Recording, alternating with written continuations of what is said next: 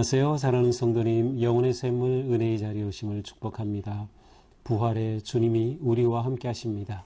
우리와 함께 하시는 주님을 찬양합니다. 기도합시다. 주님의 거룩한 이름을 찬양합니다. 주님의 그 크신 은혜와 사랑에 감사드립니다. 오늘도 주님의 구속함을 받은 저희들은 은혜와 사랑 안에서 또 주님의 생명의 말씀을 기대하며 주님의 말씀 앞에 섭니다. 이 시간 주님의 말씀이 저희를 새롭게 하여 주시고 주님의 말씀 위에 우리의 삶이 견고하게 세워지도록 성령님께서 제 눈을 열어주시고 귀를 열어주시고 마음을 열어주시고 생각을 열어주시고 온전히 말씀을 감사와 기쁨으로 받을 수 있도록 함께하여 주시옵소서. 예수님 이름으로 기도합니다. 아멘.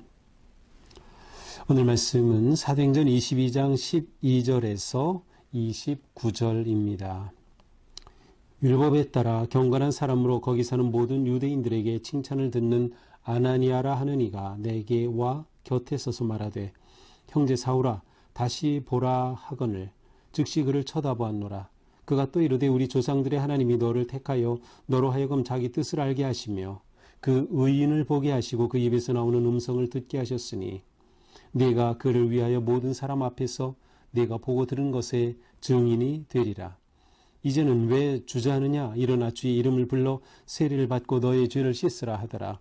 후에 내가 예루살렘으로 돌아와서 성전에서 기도할 때에 황홀한 중에 봄에 주께서 내게 말씀하시되 속히 예루살렘에서 나가라. 그들은 네가 내게 대하여 증언하는 말을 듣지 아니하리라 하시거늘 내가 말하기를 주님 내가 주를 믿는 사람들을 가두고 또 각 회당에서 때리고 또 주의 증인 스데반이 피를 흘릴 때에 내가 곁에 서서 찬성하고 그 죽이는 사람들의 옷을 지킨 줄 그들도 아나이다. 나더러 또 이르시되 떠나가라. 내가 너를 멀리 이방인에게로 보내리라 하셨느니라. 이 말하는 것까지 그들이 듣다가 소리질러 이르되 이러한 자는 세상에서 없애버리자 살려둘 자가 아니라 하여 떠들며 옷을 벗어 던지고 티끌을 공중에 날리니 천부장이 바울을 영내로 데려가라 명하고 그들이 무슨 일로 그에 대하여 떠드는지 알고자 하여 채찍질하며 신문하라 한대 하죽줄로 바울을 매니 바울이 곁에 서 있는 백부장더러 이르되 너희가 로마 시민 된 자를 죄도 정하지 아니하고 채찍질할 수 있느냐 하니 백부장이 듣고 가서 천부장에게 전하여 이르되 어찌하려 하느냐 이는 로마 시민이라 하니 천부장이 와서 바울에게 말하되 네가 로마 시민이냐 내게 말하라. 이르되 그러하다. 천부장이 대답하되 나는 돈을 많이 들여 이 시민권을 얻었노라. 바울이 이르되 나는 나면서부터라 하니 신문하려던 사람들이 곧 그에게서 물러가고 천부장도 그가 로마 시민인 줄 알고 또 그 결박한 것 때문에 두려워하니라. 아멘.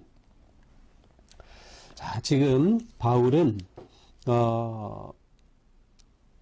예루살렘에서 일어난 소동으로 인해 천부장이 출동하였고 천부장이 이제 바울을 체포하죠. 물론 바울에게 어떤 죄가 있는지 그런 것은 아직 물은 상태가 아니죠. 예루살렘에 소동이 일어나니까 치안을 담당한 이 일을 이루고 있는 것이 천부장이 하는 일일 뿐이에요. 자, 이 과정에서 바울은 천부장을 통해서 자신을 죽이려고 하고 자신에게 폭행을 했던 이 사람들에게 자기가 말을 할 수 있는 그런 기회를 얻어냅니다. 그래서 이제 어제 본문부터 바울은 바로 이들에게 자신이 누구인지 자기가 무슨 일로 이렇게 하고 있는지 자신에 관해 이제 말하게 되었습니다. 일종의 변명이라고도 할 수 있고 오늘 말씀을 따른다면 이것은 증언이라고 할 수 있어요. 바울이 부활의 주님을 만나고 그가 변화된 인생에 대해서 모여있는 사람들에게 말하는 것이죠. 자, 12절 보니까 율법에 따라 경건한 사람으로 거기 사는 모든 유대인들에게 칭찬 듣는 아나니아라 하는 이가 내게 곁에 와서 말하되 자, 지금 바울은 자기에게 일어난 일, 다메섹에 그리스도를 믿는 자들을 잡아 끌어오려고 갈 때에 일어난 그 엄청난 빛을 본, 그래서 자기가 보지 못하게 된 것까지 이야기했어요. 그래서 자기 스스로 보지 못하니 누군가가 자기를 데리고 그 손에 이끌려서 다메섹까지 갔던 거죠. 그 빛이 드러났을 때 그는 부활의 주님으로부터 음성을 들었습니다. 네가 박해하는 예수다. 일어나 다메섹으로 가라. 이러한 음성을 듣고 그는 완전히 수동적인 인간이 되어서 다메섹까지 가죠. 자, 거기서 누구를 만납니까? 바로 아나니아라고 하는 사람을 만나는 것입니다. 자, 오늘 본문에서는 칭찬을 듣는 아나니아라 이렇게 아주 간략하게 소개되어 있어요. 하지만 이제 9장 11절에서는 누가가 바울의 이 회심 사건을 보고하는 그 내용에 있어서는 이 아나니아가 또한 환상을 본 그러한 내용들이 나오죠. 그러나 여기서는 생략이 됐어요. 바울은 그 모든 것들은 다 생략하고 아나니아를 만난 사실, 자기가 아나니아를 만난 것을 이제 설명을 하는 것이죠. 자, 아나니아라고 하는 사람이 이제 바울을 다메섹에서 영접하고 바울에게 말하죠. 형제 사울아, 다시 보라. 내가 이제 눈을 떠서 다시 보게 된다라고 말하면서 바울의 눈이 열렸고 즉시 그를 쳐다보게 되었습니다. 그러자 아나니아가 말합니다. 우리 조상들의 하나님이 너를 택하여, 우리 조상들의 하나님이 너를 택하여 너로 하여금 자기 뜻을 알게 하시며 그 의인을 보게 하셨다. 하나님께서 너를 택했다. 그리고 너를 통하여 하나님의 뜻을 알게 하시고 그 의인을 보게 하시다. 그 의인은 누구예요? 유일한, 더 유일한 의인, 곧 예수 그리스도를 말합니다. 유대인들이 정죄하여 십자가에 죽인 그 예수를 사도 바울은 지금 그 의인이라고 말하고 있는 겁니다. 부활의 주님이죠. 그 의인을 보게 하셔서 만났어요. 그렇죠? 그리고 그 음성을 듣게 하셨으니 주님의 음성을 친히 바울이 들었던 것이죠. 이제 내가 그를 위하여, 바로 그리스도를 위하여 모든 사람 앞에서 내가 보고 들은 것의 증인이 되리라. 이제 바울은 지금까지 살아온 것과는 정반대, 지금까지는 그리스도인을 잡아 죽이고 감옥에 넣는 것이 목적이어서 그렇게 다메섹으로 가던 바울인데 이제는 완전히 부활의 주님을 만난 후에 그를 증언하는 자가 되는 거예요. 그리스도를 전하는, 그리스도를 증언하는 자가 증인이 될 것이다. 그러므로 왜 주저하느냐? 하늘의 하나님이 너를 택하셨고 너를 그리스도의 증인되게 하셨으니 왜 주저하느냐? 주의 이름을 불러 세례를 받고 너의 죄를 씻으라. 그래서 바울은 여기서 세례를 받고 자신의 죄를 회개하고 죄의 씻음을 받게 되는 겁니다.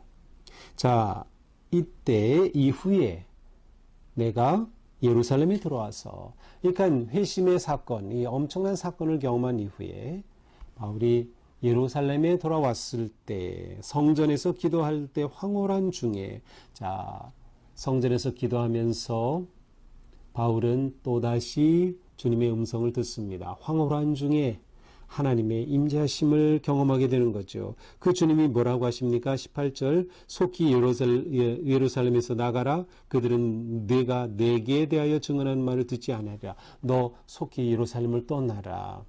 그들은 누구예요? 유대인들이 내가 아무리 나에 대해서 증언해도 그들이 듣지 않을 거다. 그러니 속히 떠나라. 무엇인가 위험한 상황인 거죠. 그래서 부활의 주님께서 자신에게 그렇게 말씀하신 겁니다. 이것은 바울이 성전에서 본 환상이에요. 바울의 성전 환상입니다. 여기서도 또다시 주님의 음성을 들은 바울. 자, 그런데 바울이 이 주님의 음성을 듣고 그런가요? 하고 얼른 예루살렘을 떠났으면 좋은데 그렇게 하기 전에 자신의 생각을 말합니다. 내가 말하기를 주님, 내가 믿는 사람들을 가두고 회당에서 때리고 자기가 주님을 만나기 전에 했던 일을 말하는 거죠. 제가 이러지 않았습니까? 주님 믿는 사람들을 가두고 회당에서 때리고 또 스데반이 피 흘릴 때 스데반이 돌에 맞아 죽어간 그 자리에서 바로 옷을 맡았고 그가 죽는 것이 당연하다고 여겼던 그 사람이 바로 저였습니다. 그렇죠? 그리고 제가 이러한 사람이었다는 것을 그들도 압니다. 이 유대인들도 내가 이러한 사람이었다는 것을 아나이다. 이게 무슨 말이에요? 그러니까 여기 지금 유대인들 앞에서 지금 바울이 자신을 변호하고 있는 거죠. 증언하고 있는 거죠. 저들이 내가 누구인지를 압니다. 이렇게까지 한 나를 저들이 알기 때문에 내가 말하는 것을 저들이 들을 거라라고 기대하는 거죠. 내심. 저들이 나에 대해서 호의적인 생각을 가질 거라는 겁니다. 아, 그래, 맞아. 저 사람이 예수 믿는 자들을 잡아 죽이려고 하고 이렇게 했었지. 맞아, 그 사람이네. 라고 생각하면서 그들이 바울에 대해 호의를 가지게 되면 어떻게 되겠어요? 바울이 전하는 복음을 받아들이지 않을까? 이것이 바울의 생각이었어요. 그래서 그들도 내가 이렇게 한 것을 다 알고 있지 않습니까? 그러니 바울의 입장에서는 예루살렘에 제가 남아 있어야 하지 않겠습니까? 라고 하는 그의 어떤 복음을 전파하고자 하는 그의 열정의 대답입니다. 그러자 주님이 또 말씀하시는 거예요. 떠나가라. 내가 너를 이방인에게로 보내리라. 아니야, 내가 너를 이방인에게로 보낼 거야. 가만 보면 바울은 사실 유대인을 위한 선교자가 되어야 되지 않겠어요? 바리새인 중에 바리새인이었고 유대에 열심히 있는 자였고 유대교에 충성스러웠던 자이니 이러한 바울이 그대로 자기 동족들에게 복음을 전하는 게 더 잘 어울릴 것 같고 더 효과가 있을 것 같아요. 그런데 하나님의 계획은 그것이 아니었어요. 하나님은 아니다. 내가 너를 이방인에게로 보낸다. 자, 바울은 이러한 일련의 과정을 통하여 주님의 음성을 통하여 자신이 이방인을 위해 선택받은 앞에서 나온 말씀처럼 하나님의 택하심을 받고 부르심을 받았음을 그는 확인하게 되는 것입니다.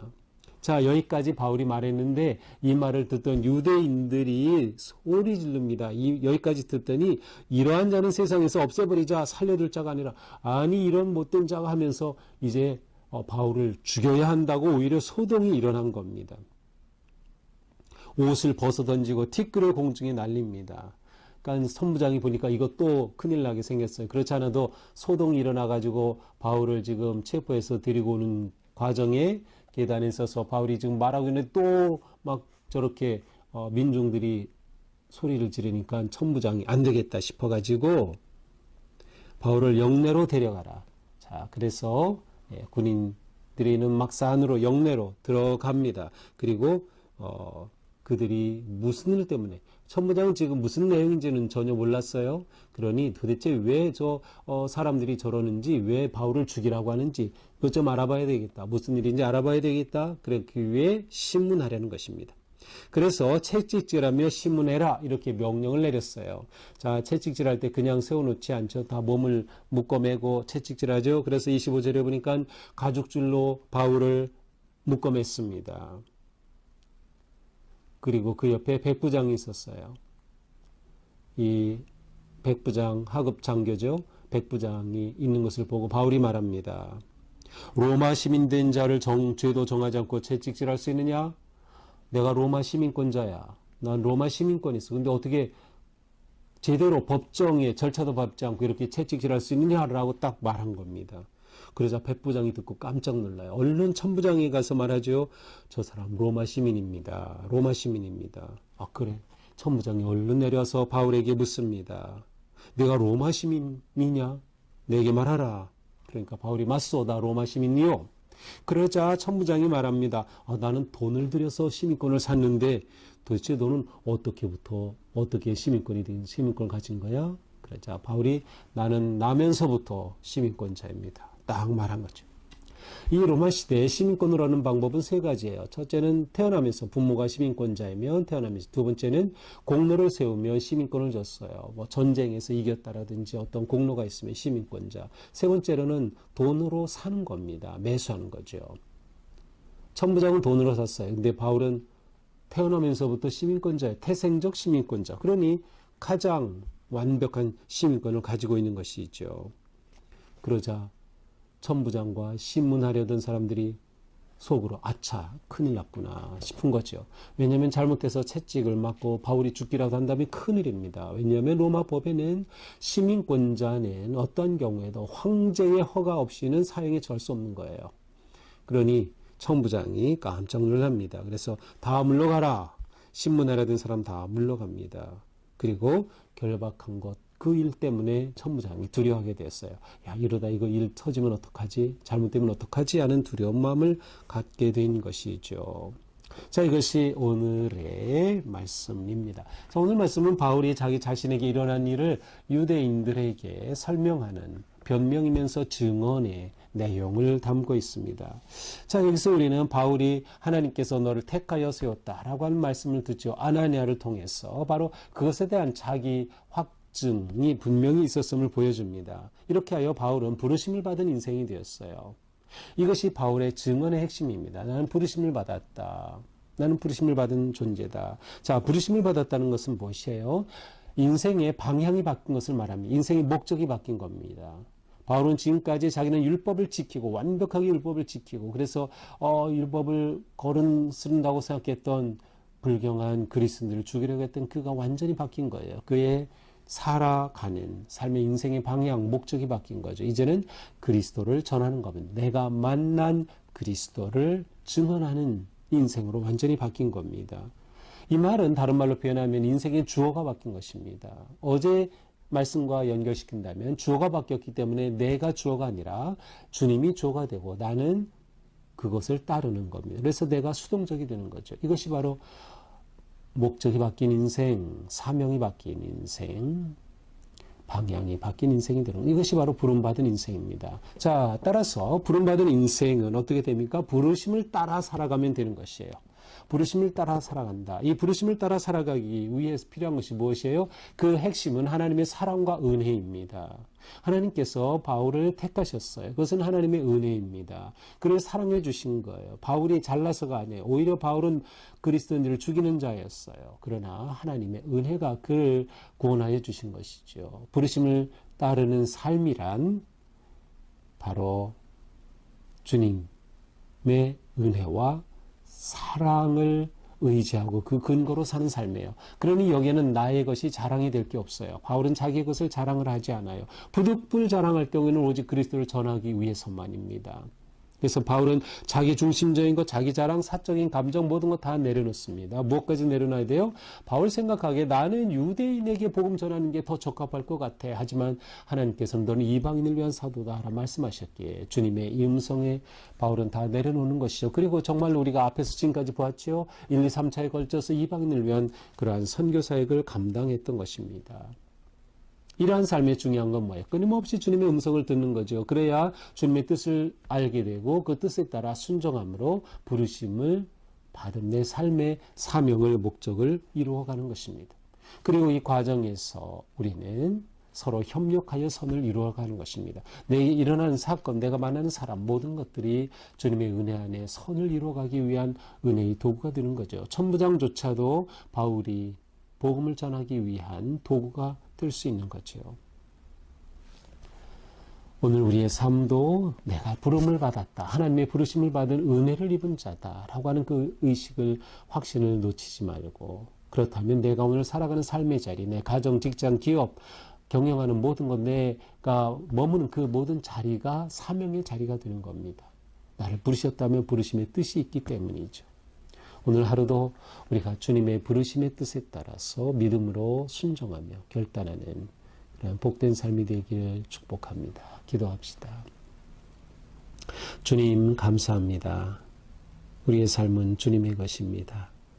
주님의 사랑과 은혜로 부르심을 받은 우리들 그 은혜에 감사하며 온전히 순종하고 주님의 이끄심에 따라갈 수 있도록 저희를 이끄시고 인도하여 주시옵소서.